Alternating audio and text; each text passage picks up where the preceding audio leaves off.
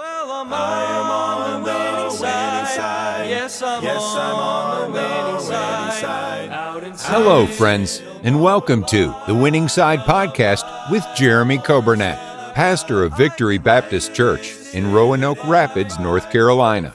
It is God's desire for His people to experience victory and to live on the winning side each and every day. We are so glad that you have joined us today and pray you will be blessed as you listen to today's edition of The Winning Side with Pastor Jeremy Coburnett. Hello and welcome to the Winning Side broadcast. Brother Nathan here. I hope you're having a good day so far today. Now, I'm enjoying being in 2 Peter. I hope it's been a help to you. And so we're going to get back into 2 Peter chapter 1 and continue with, we're going to take two fruits today, and we're going to continue with this series of fruits of faith.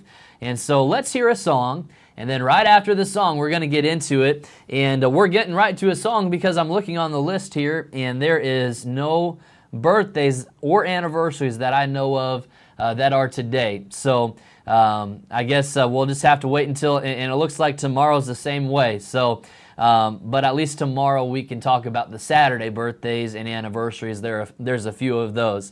So let's get into the song. This song is Big Enough. Big Enough by the Epleys. And this is a wonderful song. It's going to be a blessing to you. I know it. Right after the song, we're getting into 2 Peter chapter 1.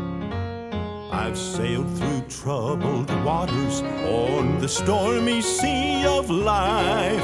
I've seen some gloomy days, walked through some dark old nights, but walking close beside me is a friend who'll never leave. Through troubles and trials I can still wear a smile, 'cause I know He's watching over me. And my Lord's big enough to fight my battles, big enough to calm my fears, big enough to solve my problems, big enough to dry my tears. He's big enough to pick me up when I stumble and fall.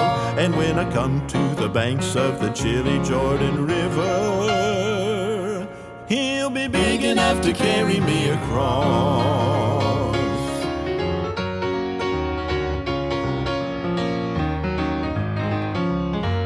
Oftentimes it seems each step I take will surely be my last, and I've been in raging waters where I was sinking fast. But of all the trials from where I started till I reach my heavenly home, I haven't ever, and I know I'll never have to go it all alone. 'Cause my Lord's big enough to fight my battles, big enough to calm my fears, big enough to solve my problems, big enough to dry my tears. He's big enough to pick me up when I stumble and fall. And when I come to the banks of the chilly Jordan River, He'll be big enough to carry me across. Amen. What a blessing. God is big enough to take care of our problems, our storms, the difficulties, the circumstances in life. There is nothing too hard for God. What a blessing that is. I hope that was a help to you this morning, that song. And now we are in 2 Peter chapter 1. The Bible says in verse 5, "And beside this, giving all diligence, add to your faith virtue, and to virtue knowledge." We talked about faith on Monday. We talked about virtue on Tuesday. We talked about knowledge on Wednesday, yesterday. And now we are talking about two. The next two in line would be temperance and patience. Temperance and patience. What is temperance? If we're supposed to add to our faith virtue, and then add to virtue knowledge, and then to knowledge we are to also have temperance, we understand that temperance means self-control. Titus chapter 2 and verse 12 kind of further explains what this self-control is about. It says here in Titus 2:12, "Teaching us that denying ungodliness and worldly lust, we should live soberly, righteously, and godly in this present world. That's living with temperance. That is denying ungodliness and worldly lust. That's the self-control part. And then we should live soberly, righteously, and godly in this present world. Well, Brother Nathan, how are we to have that self-control that the Bible is telling us that we must have in our life? Well, first we've got to have purpose, right? We've got a purpose to have self-control. Daniel, in Daniel 1:8, the Bible says, "But Daniel purposed in his heart that he would not defile himself with the king's meat." He exercised here temperance. He exercised self-control, and it started with making the decision before he had to make the decision. He purposed in his heart, I'm not going to defile myself. I'm not going to indulge in this sin because I know it's going against God. And so for us to have self-control, you've got to make the decision before you actually have to make the decision, where that choice comes up. Number two, I see it's providence, right? It's purpose. We've got to make the decision. And then it's providence. We can't do it without God's help. God has to supply the strength and that self-control. God is the source of it. And so we must, as we add to our faith, God is the one who gives us that temperance and self-control. So let's ask for it, and let's depend on God for it. Philippians 4:13, I can do all things through Christ, which strengtheneth me. And then we have to practice self-control. So purpose, providence, and then practice. 2 Timothy 2:3 says that thou therefore endure hardness as a good soldier of Jesus Christ. No man that warreth, no man that goes to battle, entangleth himself with the affairs of this life, that he may please him who hath chosen him to be a soldier. Temperance, self-control. We've got a purpose to do it. We've got to ask God for the ability to do it, and then we've got to practice it. And we actually have to have the faith to go ahead and do the self-control. Why? Because we're a soldier. We're not going to purposely tie our hands behind our back when we're going to war. We need to have that kind of self-control, not to be entangled with the affairs of this life. That's temperance. I think of this restaurant called Fogo de Chao. I don't know if you've heard of that before, and I'll try not to talk too much about food, but if you're listening to this broadcast right at noon, it's probably okay, because hopefully you're having your lunch, or you're about to have your lunch, or you just had your lunch. So Fogo de Chao, what is it? It's a Brazilian steakhouse. And it's all you can eat.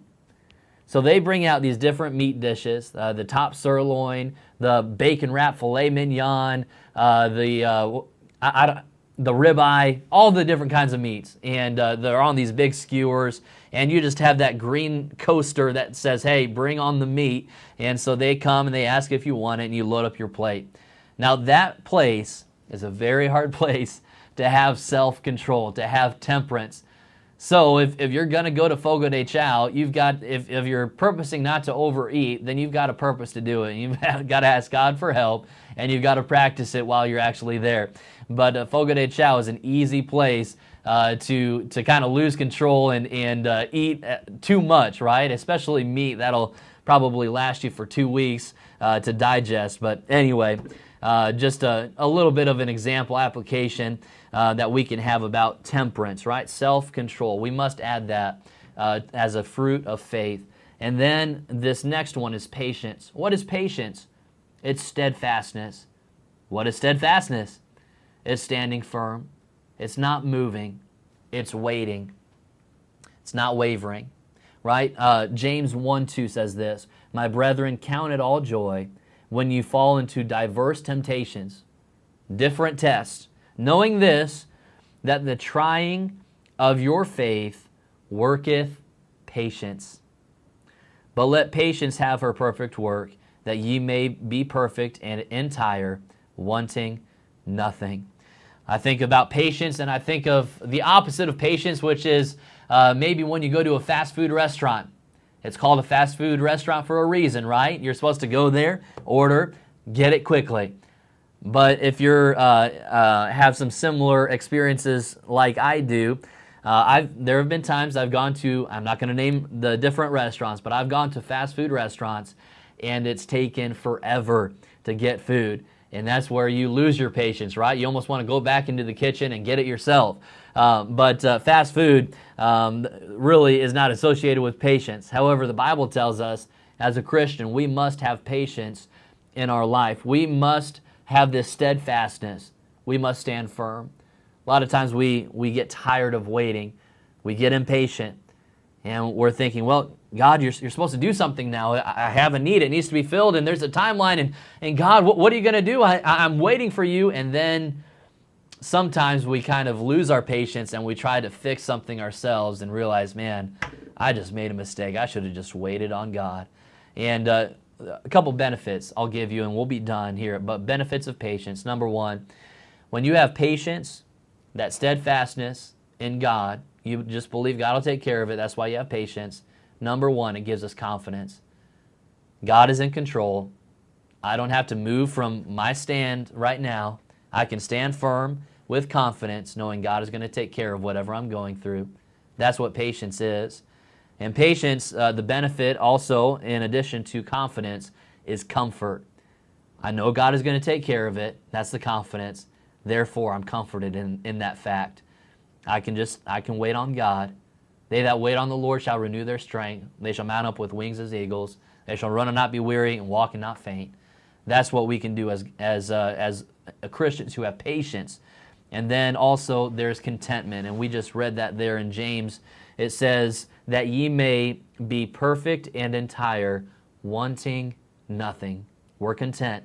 As a Christian, if we are having that fruit evident, that fruit of patience evident in our life, then we have confidence, we have comfort, and we have contentment. God's going to take care of it. I have need of nothing because God is going to take care of my needs. He'll supply them as He sees fit. And so today, let's work on what we've identified as fruits of faith. We have virtue, add to virtue knowledge, and then to knowledge temperance, self-control, and then patience, steadfastness, just waiting on God. God takes care of our needs. God bless you. I hope this has been a help to you. We'll see you again back here tomorrow. And it's Friday coming up. God bless you. On the winning side.